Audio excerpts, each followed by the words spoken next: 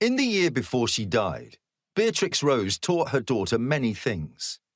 She taught her how to lie and how to tell when someone else was lying, the benefits of meditation and how it was a useful strategy for enduring long stretches of time without sleep or other comforts, how to detect when she was being followed and how to follow someone without being seen.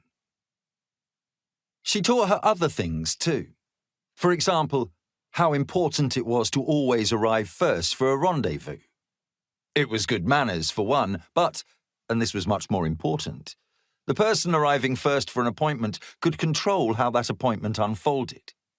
She could choose the environment, a table where it would be difficult to be eavesdropped on, the seat offering the best view of the ways in and out. An agent did not want the seat that put her back to the door. She certainly did not want to be the person arriving last. It was rude, and most important, it decreased your chances of leaving. Control had contacted her a week ago to propose that they meet. He had suggested that he come to Marrakesh, but Isabella had declined. Far better for her to go to him.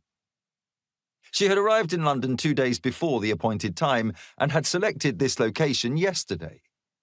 She had scouted up and down the river until she found a spot she liked.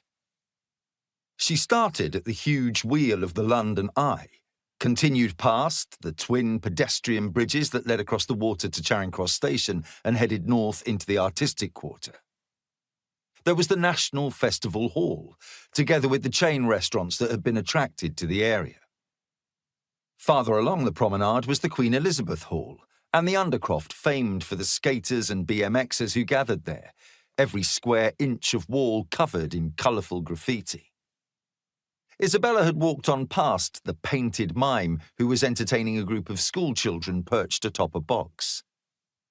She had eventually settled on the cafe that was connected to the National Film Theatre. It offered wide windows with good visibility up and down the river path.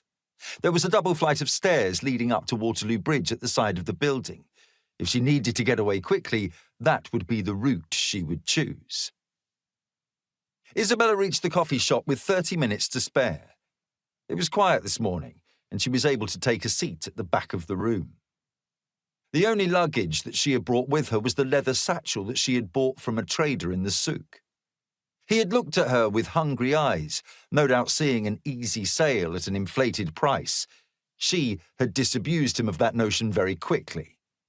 In the end, they had agreed on a fair price. The bag was new, but she had deliberately scuffed it so that it looked older. She didn't want anything at all to attract attention to her. The doors were wide open, and sounds from the outside drifted in. The cafe was partially beneath the grey concrete vault of the bridge, and the second-hand booksellers who had gathered here for decades were loudly discussing last night's football as they set up their tables. A busker, dressed in a sequined jacket, was serenading the joggers and pedestrians who sauntered past.